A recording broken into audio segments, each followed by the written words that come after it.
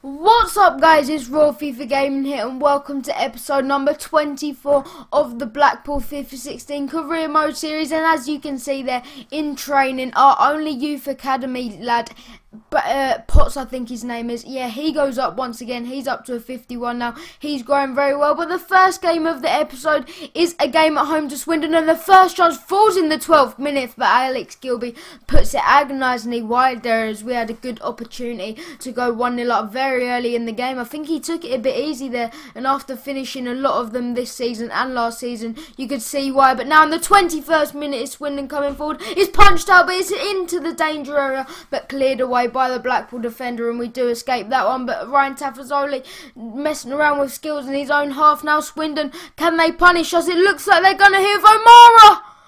Boys, we've got away with that one. Swindon Town have somehow missed that easy opportunity. Gone just wide of the post there. I actually thought it was in there, but it hit the back post, and it does stay at 0-0. But now into the second half, in the 48th minute, it's Anderson cutting inside. What can he do? Brilliant play from Anderson into Omama, and he misses once again. Oama's not having a very good game at all, struggling to finish him. But now it's Oama once again. Oama once again, and Doyle makes another great save from Oama right after the last chance. A fantastic save here from our big goalkeeper Doyle. He's been absolutely fantastic in this series. But now in the 53rd minute, from the resulting corner, Swindon are staying on the attack out to the man on the edge. Robert plays it back to Norman. Norman, what can he do from this position? Traore plays into Robert. Robert into Anderson, and a great opportunity for Swindon to go 1-0 up there. Sorry, I'm losing my breath.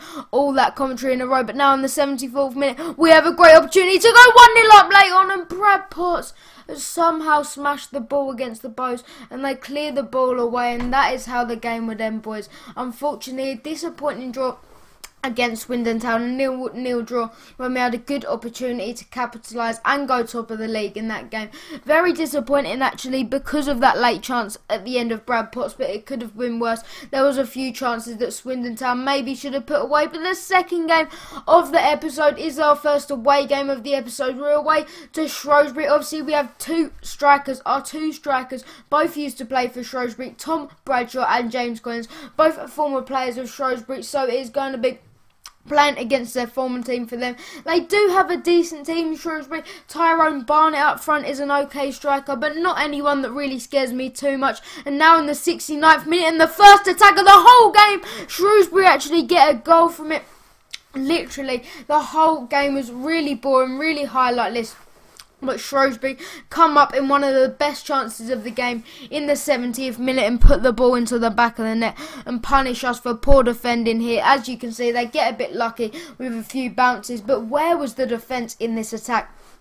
Completely unmarked in the centre. Tyrone Barnett, who I mentioned before the game, does get the goal. And now in the 90th minute, we only have one more chance to salvage a point from this game. It's into Samuel. We know he can get late goals for us, but he doesn't there. Now it's into Robertson. Robertson plays it inside, and as you can see, the referee does blow the full-time whistle, and we do drop points once again. This time it's a loss. These boring games are really disappointing at the moment, that we can't make more interesting games, we can't create more chances, and goal scoring has never been an issue for us, to be honest. But it seems to be at the start of the season. Well, actually it has been a bit of an issue. Obviously last season we didn't have a proven goal scorer, but this is the game we've all been waiting for, boys. This is the team I do have in the next round of the Capital One Cup. We're at home to Arsenal, boys. That is why I did play a bit of a week or so in the last game against Shrewsbury, because there was just a few days in between these matches. But this is Arsenal's side.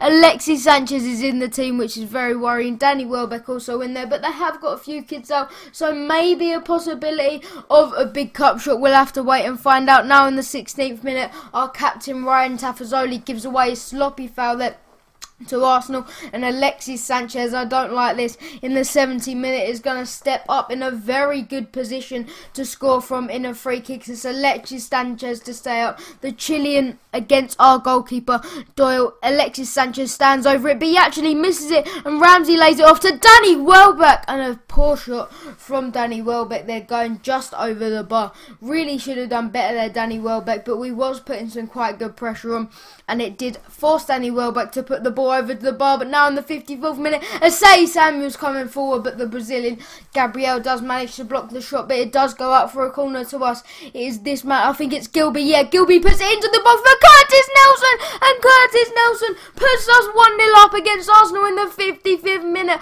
Unbelievable scenes here. We've already beaten Watford, we've already beaten Middlesbrough, now we're beating Arsenal at home. Surely we can pull off 3 massive shocks to go into the Capital One Cup quarterfinals. Yes, maybe the league's not going the best for us at the moment, but this is the competition we always come out against. I don't know what Szczesny is doing here, coming back from his loan against Roma and not having a very good time there. He comes out and completely misses the ball, loops over his head, and an easy finish for Curtis Nelson. But now in the 59th minute, we know it's not going to be easy to hold out Arsenal, and Danny Welbeck, he's hit the post, boys. Why didn't he just pass it across to Santi Cazorla? Would have been a certain goal for Arsenal. But now in the 76th minute, we've only got 15 minutes to hold on now. It's Oxlade-Chamberlain, the young English talent, into Santi Cazorla, into Verratti. This is how much talent Arsenal have got in their team, into Sanchez. And now it's on the rebound. Somehow Gabriel, Arsenal must have been playing on all-out attack at this point, because Gabriel was in our box. He does miss the opportunity on the rebound. But now in the 83rd minute, our young striker, Jack Redshaw, wins the ball in the 84th minute. What can he do? He cuts inside. Jack Redshaw, surely he must score and wrap up the game. And Jack Redshaw gives Arsenal a slight glimmer of hope with 5 minutes to go. Arsenal have got a bit of an opportunity to maybe get an equaliser as Jack Redshaw misses the opportunity there. But now in the 90th minute, we have one chance to wrap this up once and for all. It's Jack Redshaw again.